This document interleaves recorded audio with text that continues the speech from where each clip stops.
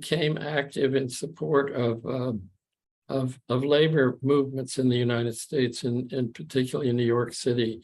I would join picket lines, and I got interested in labor, partly because my parents were in a left-wing party, and they were, mobilizing and in contact with leaders. So I think that kind of pushed me in the direction when I got to Mexico of studying popular movements. And of course, short, but it's actually quite an exciting story. My mother and stepfather in New York City, where I was living, were involved in a left-wing organization, the Socialist Workers' Party, a revolutionary American party, like the Communist Party, but they were the followers of Trotsky, who was murdered by Stalin. And they took a trip to Mexico City to interview the widow of Leon Trotsky, who was murdered by Stalin. His widow was living in Mexico City with his grandson.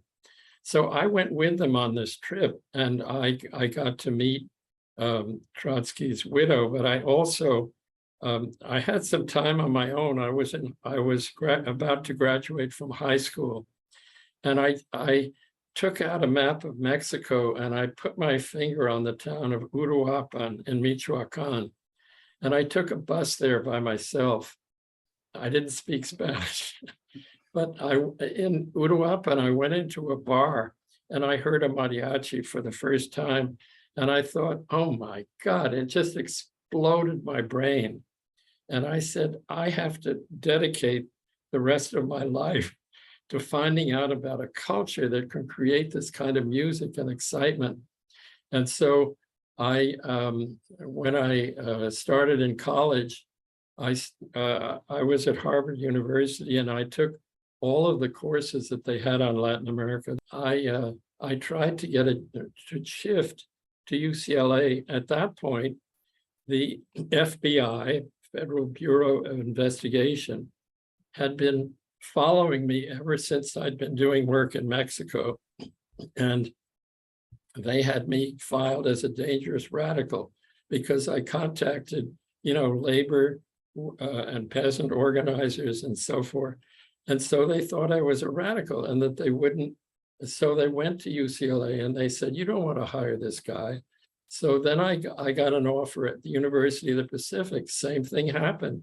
They gave me a contract, and before I could sign it, they canceled it and said the FBI contacted us. And then several other places. Mm-hmm. And finally, Cal State LA, I had a friend, Don Bray, who was teaching in political science. He had been in the same graduate program. And he said, why don't you try here? So I tried there, and there I got a job. Later on, I found out the FBI went to the president of Cal State LA and said, you don't want to hire this guy. We have a file on him. And the president of Cal State LA told him to go to hell, and he signed my contract, and I got my job. So I think that's really important. It worked out very well.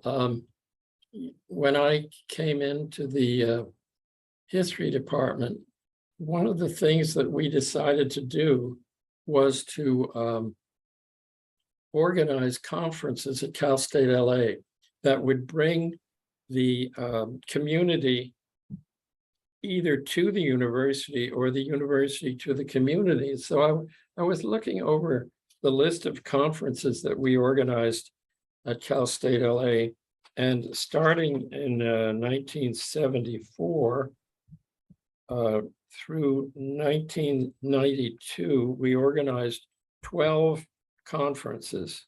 That was one of the main aims of the many conferences we organized, was to have them with community participation, and to invite the community and get activists to come on campus, and eventually a lot of them enrolled. I mean, so it was good for Cal State LA, even if Cal State didn't know it.